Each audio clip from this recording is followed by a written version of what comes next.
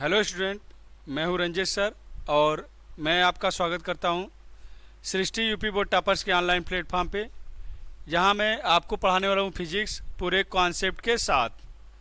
तो हम लोग फिजिक्स पढ़ रहे हैं वैद्युत विभव, जिसमें कई लेक्चर हो चुके हैं और पिछले लेक्चर में हम लोग वैद्युत विद्युत के कारण किसी बिंदु पर वैद्युत विभव के लिए सूत्र देखे थे, जिसमें अक्षीय स्थिति निरक्षीय स्थिति दोनों था।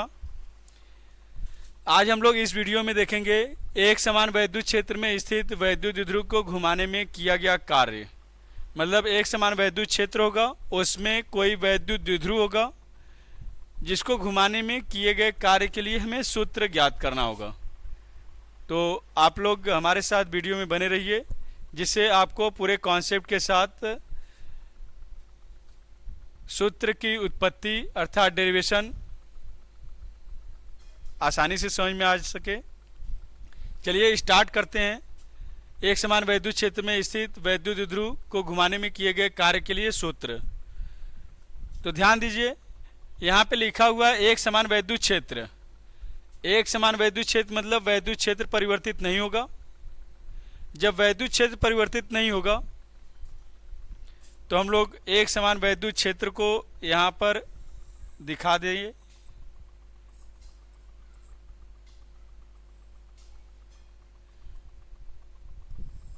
ये एक समान वैद्युत क्षेत्र है। अब इस एक समान वैद्युत क्षेत्र में कोई वैद्युत द्विध्रुव रखा गया होगा,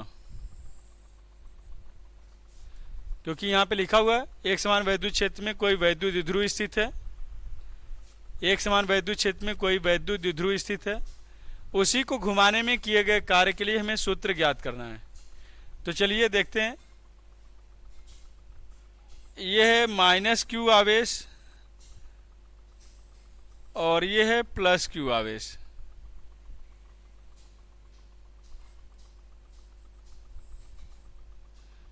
यह बिंदु ए पर है और यह बिंदु बी पर है और दोनों के बीच की दूरी है 2l।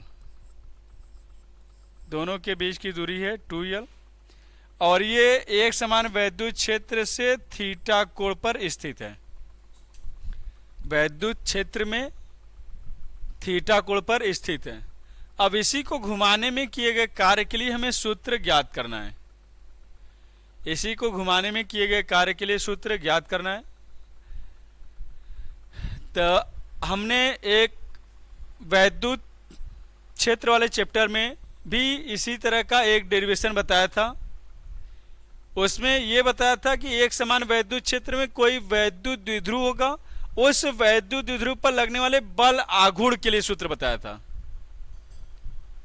एक समान वैद्युत क्षेत्र में कोई वैद्युत द्विध्रुव होगा, उस वैद्युत द्विध्रुव पर लगने वाले बल आघूर्ण के लिए सूत्र वहां पे बताया गया था। हम ये भी बोले थे कि आगे जब वैद्युत विभव चैप्टर पढ़ाया जाएगा तो वहाँ पर एक समान वैद्युत क्षेत्र में किसी वैद्युत द्विध्रुव को रखा गया होगा और जिसे घुमाने में किए गए कार्य के लिए सूत्र की उत्पत्ति भी करनी होगी। तो चलिए, आप लोग अगर उसको ध्यान नहीं दिए हैं तो फिर भी बता दे रहे हैं, क्योंकि अगर उस बल आघूर्ण का सूत्र नहीं जानेंगे तब घुमाने में किए गए कार्य के लिए सूत्र भी नहीं समझ में आएगा। तो थोड़ा सा बता दे रहे हैं कि आखिर बल आघूर्ण होगा क्या, या इस पर बल आघूर्ण कैसे कार्य करेगा, उसे दिखा दे रहे हैं। जैसे यह धन आवेश है, तो हमने बताया कि धन आवेश अगर वैद्युत क्षेत्र में होगा तो उस पर एक वैद्युत बल कार्य करेगा। इस धन आवेश पर जो वैद्युत बल कार्य करेगा वह वैद्युत क्षेत्र की दिशा में कार्य करेगा। धन आवेश पर लगने वाला जो वैद्युत बल होता है वह वैद्युत क्षेत्र की दिशा में, और ऋण आवेश पर लगने वाला जो वैद्युत बल होता है वैद्युत क्षेत्र के विपरीत दिशा में। यहाँ पे धन आवेश पर लगने वाला बल वैद्युत क्षेत्र की दिशा में और ऋण आवेश पर लगने वाला वैद्युत बल वैद्युत क्षेत्र के विपरीत दिशा में।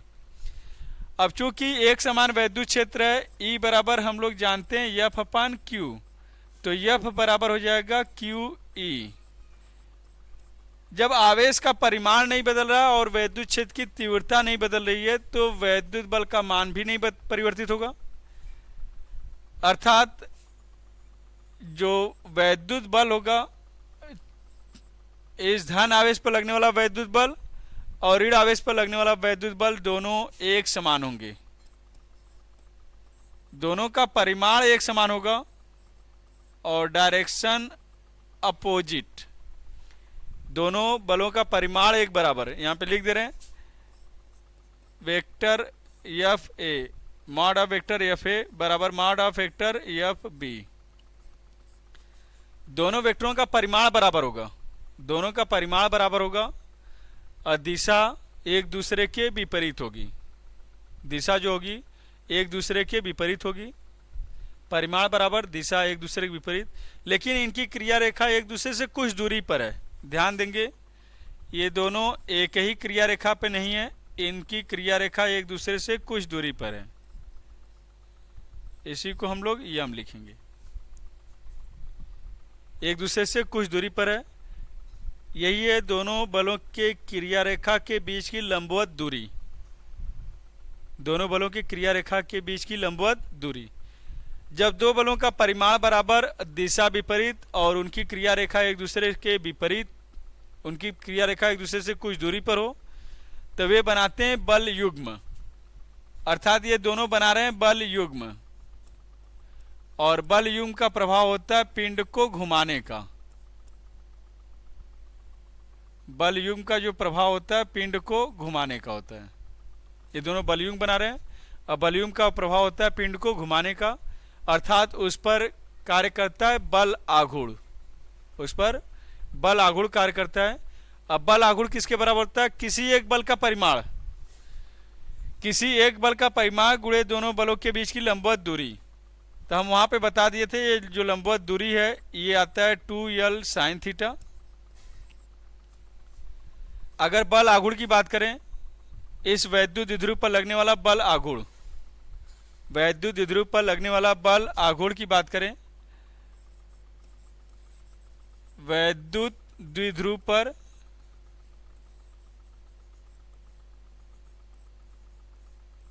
लगने वाला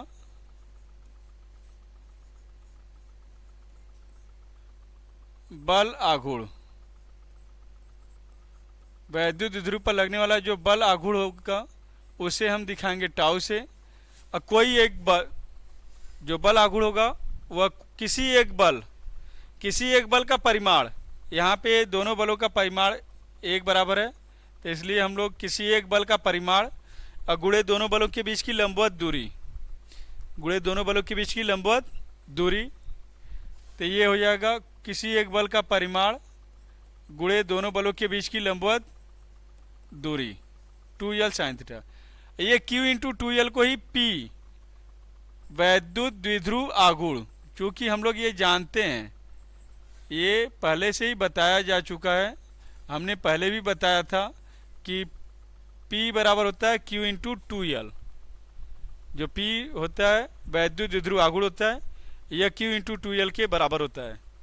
अर्थात जो बल आघूर्ण है ये टाउ बराबर हम लोग लिख सकते हैं पी ई साइन थीटा। इसी का ही प्रयोग करना है, ये ध्यान रखिएगा, इसी सूत्र का ही प्रयोग हम लोग यहाँ पर करेंगे। तो ये बल आघूर्ण का सूत्र था जो कि हम वैद्युत क्षेत्र वाले चैप्टर में बता चुके हैं। आज हम लोग देखेंगे कि इस वैद्युत द्विध्रुव को घुमाने में किया गया कार्य, बल आघूर्ण कार्य करेगा, अर्थात इस वैद्युत द्विध्रुव को वह घुमाने का प्रयास करेगा। तो जब घुमाया जाएगा तो कुछ न कुछ कार्य होगा ही, और उसी कार्य के बारे में हम लोग जानेंगे कि आखिर कितना कार्य होगा। तो कार्य बराबर आप लोग जानते हैं बल गुणे बल की दिशा में विस्थापन, कार्य का एक सूत्र जानते हैं बल गुणे बल की दिशा में विस्थापन। लेकिन यहाँ पे कार्य का सूत्र बल गुणे विस्थापन का प्रयोग न करके हम लोग बल आघूर्ण का प्रयोग करेंगे। कार्य का एक और सूत्र होता है कार्य बराबर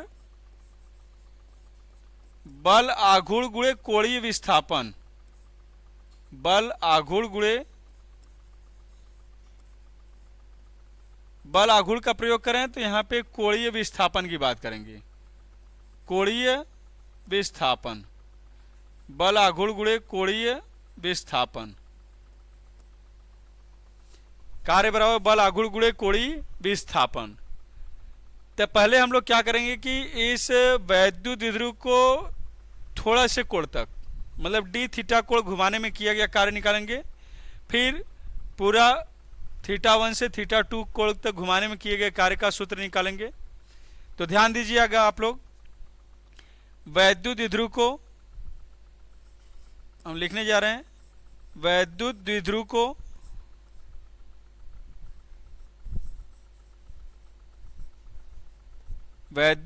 को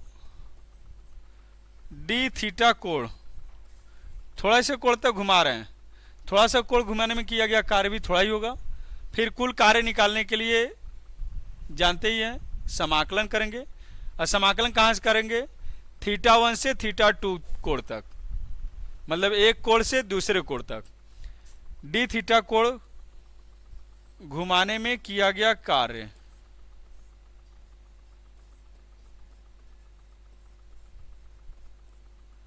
डी थीटा कोण घुमाने में किया गया कार्य।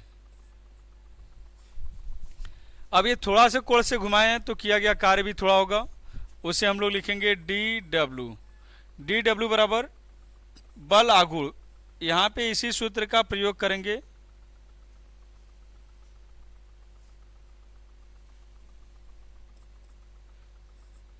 टाउ डी थीटा, कार्य बराबर बल आघूर्ण गुणे कोणीय विस्थापन। डी थीटा कोणीय विस्थापन है। तो कुल किया गया कार्य, कुल किया गया कार्य, कुल किया गया कार्य, कुल किया गया कार्य मतलब θ1 से θ2, θ1 से θ2 घुमाने में, θ1 से θ2 घुमाने में कुल किया गया कार्य, उसको दिखाएंगे W से, और वह होगा integration of tau D theta. ये θ1 से θ2, यही है। θ1 से θ2 तक समाकलन करेंगे किसका? Tau D theta. अभी टाउ का मान पहले से ही पता है हमें, टाउ बराबर PE साइन थीटा होगा। टाउ बराबर जो सूत्र है वह होगा PE साइन थीटा।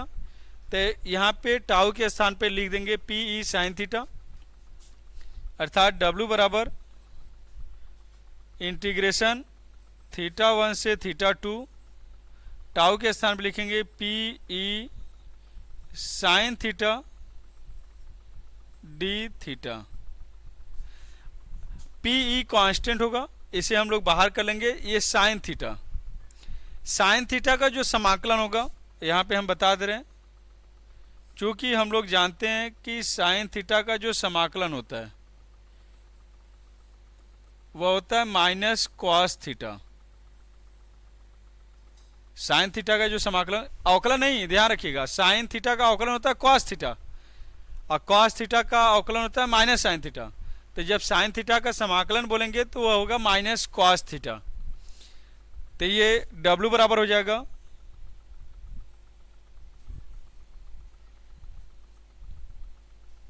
ये W बराबर हो जाएगा इंटीग्रेशन हटा दे रहे हैं, PE, ये साइन थीटा का समाकलन हो गया माइनस कॉस थीटा, कहाँ से कहाँ तक? θ1 से θ2 तक। ये समाकलन में इसे लोअर लिमिट बोलते हैं और इसे अपर लिमिट, इसको लोअर लिमिट बोला जाता है और इसको अपर लिमिट बोला जाता है। तो पहले अपर लिमिट रखते हैं, फिर माइनस लोअर लिमिट। तो चलिए हम लोग नेक्स्ट पेज पर देखते हैं। ये ध्यान रखिएगा, W बराबर PE माइनस कॉस थीटा, θ1 से θ2। W बराबर हमने बताया PE माइनस कॉस थीटा, θ1 से θ2 था, हमने बताया पहले अपर लिमिट रखते हैं, मतलब थीटा के स्थान पे थीटा 2 रखेंगे। थीटा के स्थान पे थीटा 2 रखेंगे। माइनस पहले से था इसलिए माइनस लिख दिया गया, माइनस कॉस थीटा 2, फिर माइनस माइनस ये सूत्र वाला upper limit minus lower limit, पहले upper limit minus lower limit रखा जाता है, फिर माइनस कॉस थीटा 1। अब ये माइनस माइनस प्लस हो जाएगा, तो आ जाएगा W बराबर PE, ये प्लस वाले को पहले लिख देंगे तो हो जाएगा cos theta 1 minus cos theta 2।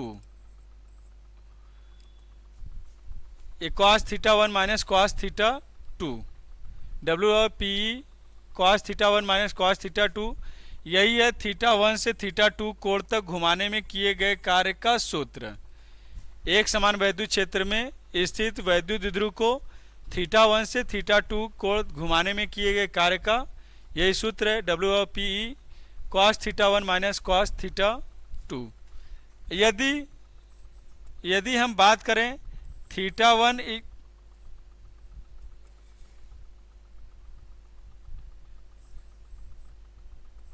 Theta 1 zero, मतलब वैद्युत द्विध्रुव पहले से ही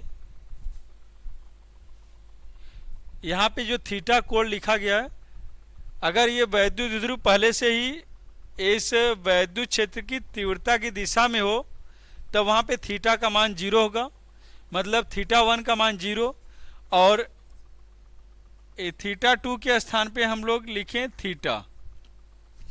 यदि थीटा 1 के स्थान पे 0 लिखें और थीटा 2 के स्थान पे थीटा लिखें, तो थीटा 1 के स्थान पे 0 लिखेंगे तब क्या होगा,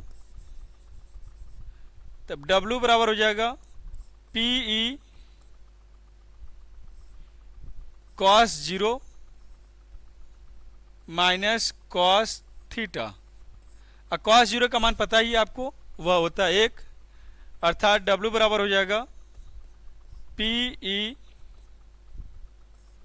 कॉस 0 के स्थान पर 1 रखेंगे तो ये हो जाएगा 1 minus cos theta, 1 minus cos theta. यही है थीटा कोण से घुमाने में किए गए कार्य का सूत्र। यदि कोई वैद्युत द्विध्रुव एक समान वैद्युत क्षेत्र की दिशा में स्थित हो तो उसे उसकी दिशा मतलब 0 से थीटा कोण तक घुमाएं। जैसे हमने जो समाकलन किया था थीटा 1 से थीटा 2 लिखा था, अगर वही 0 से थीटा भी लिख सकते हैं, तो किए गए कार्य का सूत्र यही आएगा W बराबर PE कोष्टक में 1 माइनस कॉस थीटा। ये ध्यान रखिएगा, इस सूत्र का आगे भी प्रयोग होगा। एक समान वैद्युत क्षेत्र में स्थित वैद्युत द्विध्रुव को घुमाने में किए गए कार्य का यही सूत्र है। अब इसमें कुछ विशेष कंडीशन है जिसको हम लोग यहाँ पे देखेंगे।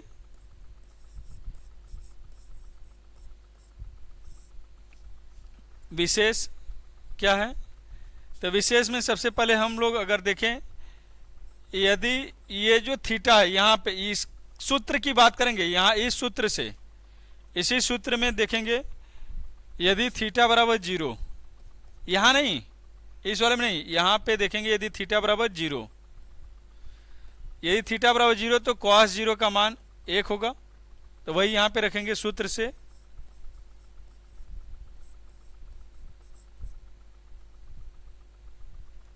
सूत्र से W बराबर PE 1 minus cos theta, theta के स्थान पे 0 रखेंगे तो कॉस 0 का मान हो जाएगा 1, और 1 में से 1 घट जाएगा, ये हो जाएगा 0, अर्थात किया गया कार्य शून्य होगा। किया गया कार्य शून्य होगा। और इसका मतलब क्या हुआ, पहले से ही वैद्युत द्विध्रुव वैद्युत क्षेत्र की दिशा में था और उसके बाद उसे घुमाया ही न जाए। अच्छा ये बताइए, जब उसे घुमाया ही नहीं जाएगा तो कार्य होगा? जब वैद्युत द्विध्रुव को घुमाया ही न जाए, यहाँ पे इसका मतलब यही है, थीटा बराबर 0, थीटा बराबर 0 मतलब वैद्युत द्विध्रुव को घुमाया ही न जाए तो किया गया कार्य होगा? कार्य होगा ही नहीं, वह कार्य शून्य के बराबर होगा। यहाँ पे थीटा बराबर 0 अर्थात लिख दे रहे हैं, अर्थात वैद्युत द्विध्रुव को घुमाया ही न जाए, वैद्युत द्विध्रुव को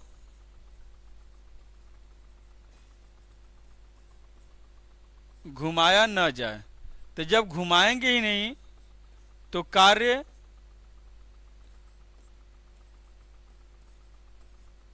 शून्य होगा। जब वैद्युत द्विध्रुव को घुमाया ही न जाए तब किया गया कार्य शून्य होगा। सेकेंड कंडीशन देखेंगे, यदि theta equal to 90 degree, theta equal to 90 degree का मतलब अब वैद्युत द्विध्रुव को वैद्युत क्षेत्र के लंबवत मतलब 90 अंश कोण पर घुमा दें, तब क्या होगा, तब अब जब घुमाएंगे तो कार्य होगा ही। cos 90 का मान तो हम लोग जानते हैं 0। अब सूत्र से देखेंगे, मतलब इस थीटा के स्थान पे 90 रखेंगे तो cos 90 का मान 0 हो जाएगा। सूत्र से W बराबर केवल PE कोष्टक में 1 माइनस ये थीटा के स्थान पे 90 तो cos 90 का मान 0, अर्थात W बराबर आ जाएगा PE के बराबर। W बराबर PE मतलब उस समय कार्य होगा, उस समय कार्य होगा। अब तीसरा कंडीशन, यदि हम 180 अंश कोण पे घुमा दें, मतलब जो माइनस वाला और प्लस वाला दोनों एक दूसरे के विपरीत जैसे पहले स्थिति में थे, जैसे यहाँ माइनस है ये प्लस है, अगर ये माइनस यहाँ पर प्लस यहाँ पर और 180 अंश कोण घूमने का मतलब प्लस यहाँ पर माइनस यहाँ पर हो जाए, तो उसी की बात करेंगे। तीसरा कंडीशन, यदि theta equal to 180 degree, theta का मान 180 तो cos 180 का मान होता है -1। थीटा का मान 180 तो cos 180 का मान पता है आपको, अगर नहीं पता है तभी लिख दिए हैं, हम पढ़ा रहे हैं तो लिखेंगे ही। cos 180 का मान -1। अब वह मान यहाँ पे रखेंगे सूत्र में, तो सूत्र से देखेंगे W बराबर PE 1 माइनस cos 180, cos 180 का मान -1 रखेंगे तो ये -1 प्लस माइनस माइनस प्लस हो जाएगा। अब 1 1 2 अर्थात जो किया गया कार्य होगा वह 2PE के बराबर होगा। इस समय जो कार्य होगा मैक्सिमम होगा, ये ध्यान रखिएगा, ये कार्य मैक्सिमम होगा। तो थीटा बराबर 0 होगा तो कोई कार्य नहीं होगा, अर्थात वैद्युत द्विध्रुव को घुमाया ही नहीं जाएगा, तो कार्य भी क्या होगा, शून्य होगा। और थीटा बराबर 90 अंश होगा तब कार्य होगा PE के बराबर, W बराबर PE। P है वैद्युत द्विध्रुव आघूर्ण और E है वैद्युत क्षेत्र की तीव्रता। और जब 180 अंश कोण पे घुमा दिया जाए, मतलब आधा चक्र लगा दिया जाए वैद्युत द्विध्रुव का, तब उस समय किया गया कार्य मैक्सिमम होगा, वह होगा 2PE के बराबर। तो ये था एक समान वैद्युत क्षेत्र में स्थित वैद्युत द्विध्रुव को घुमाने में किए गए कार्य का सूत्र। आगे हम लोग नेक्स्ट वीडियो में देखेंगे एक समान वैद्युत क्षेत्र में स्थित वैद्युत द्विध्रुव की वैद्युत स्थितिज ऊर्जा। ध्यान सुन लीजिए, एक समान वैद्युत क्षेत्र में स्थित वहां पे वैद्युत द्विध्रुव होगा और उस वैद्युत द्विध्रुव की वैद्युत स्थितिज ऊर्जा के लिए सूत्र देखा जाएगा। ठीक है, मिलते हैं नेक्स्ट वीडियो में। Thank you.